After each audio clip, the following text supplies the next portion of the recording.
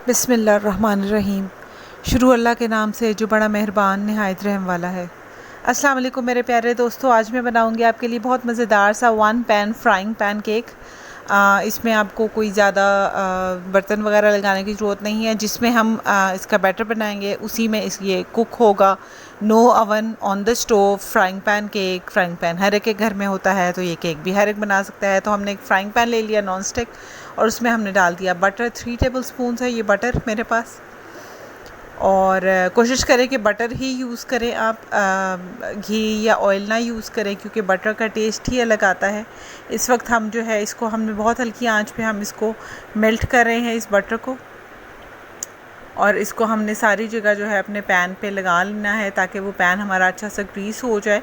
There is no doubt के बाद में यही वाला बटर जो है हमारे केक में भी यूज़ होगा। तो हम इसको अच्छा सा अब लेकिन मेल्ट कर रहे हैं।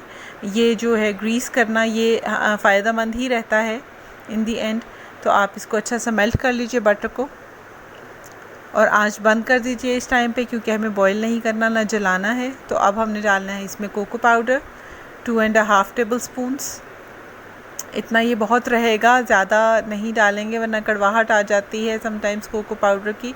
सो हम बहुत ज़्यादा ऐड नहीं करेंगे। अगर आपको इससे भी कम डालना हो तो आप 2 टेबल स्पून भी डाल सकते हैं, that would be good enough. तो आप इसको अच्छा सा मिक्स कर लीजिए। और अब हमने एग डालना है, लेकिन याद रखिए कि एग डाल के हमें जल्दी जल्दी से बीट करना होगा, क्योंकि वरना अंडा पक जाएगा, क्योंकि ये हॉट है थोड़ा जो इस वक्त मिक्सचर है। तो आप इसको जल्दी जल्दी से मिक्स कर लीजिए। और आप देख सकते हैं ये हॉट होने की वजह से जो है ये इकट्ठा भी हो रहा है और ये एक मोल्ड की शक्ल बन रही है, इसकी एक डो की सी शक्ल बन रही है। लेकिन आपने परेशान नहीं होना।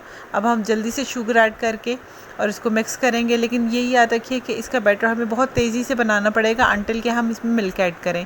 और दूध ठंडा ही इस्तेमाल करना है आपने, गर्म या नीम गर्म या इवन रूम टेम्परेचर वाला भी कोशिश करें कि इस्तेमाल ना करें, ठंडा दूध यूज़ करेंगे। लेकिन फ़िलहाल हम चीनी मिक्स कर रहे हैं और अब हम इसमें ऐड करेंगे मिल्क जो है 1/4 कप, और इसको हम अच्छा सा मिक्स कर लेंगे। तो अब इसके बाद हमें थोड़ा सा सुकून है, क्योंकि दूध जो है वो ठंडा था और जो हमारे बैटर को इसने थोड़ा सा ठंडा कर दिया है। तो अब कोई टेंशन नहीं है, लेकिन आप इसको अच्छा सा मिक्स कर लीजिए ताकि इसमें कोई लम्प्स वगैरह ना हो कोको पाउडर के या शुगर के या एग के। और इसको अच्छा सा मिक्स कर लीजिए, इसको बीट कर लीजिए अच्छा सा।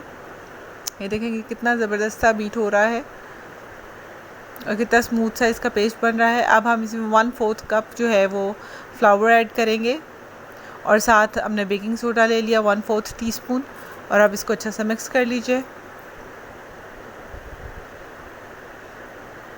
पैन जो है छोटे साइज़ का लीजिएगा, आप इससे भी छोटे साइज़ का ले सकते हैं जो मैंने लिया है। कोशिश करें कि 8 सेंटीमीटर तक का आपका पैन हो, 8 इंचज़ का, 8 इंचज़ का आपका पैन हो।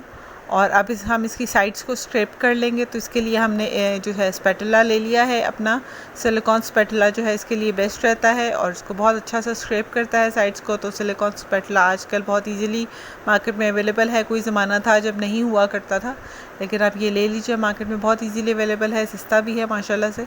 सो इसको हमने साइड्स को स्ट्रिप कर लिया, और अब हम बिल्कुल हल्की आंच पे इसको हम कुक करेंगे कवर करके। और ये हमारा जो है ये हमने आंच ऑन कर दी है, और आंच बहुत हल्की रखनी है हमने, और इसको हमने कवर कर दिया।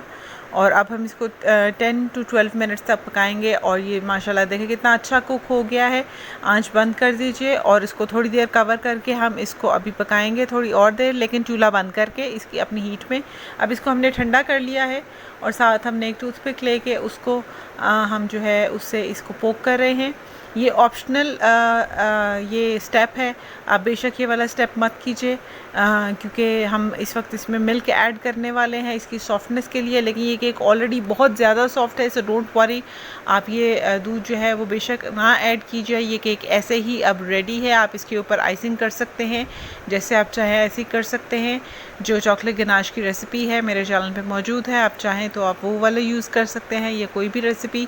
आप इसको विपिंग क्रीम को विप करके और शुगर ऐड करके और चॉकलेट ऐड करके उसमें आप उसको बन सकते हैं। अब ये देखें हमने कट कर लिया एक अदद पीस इसका, और ये देखिए कितना ज़बरदस्त ये रेडी हो चुका है।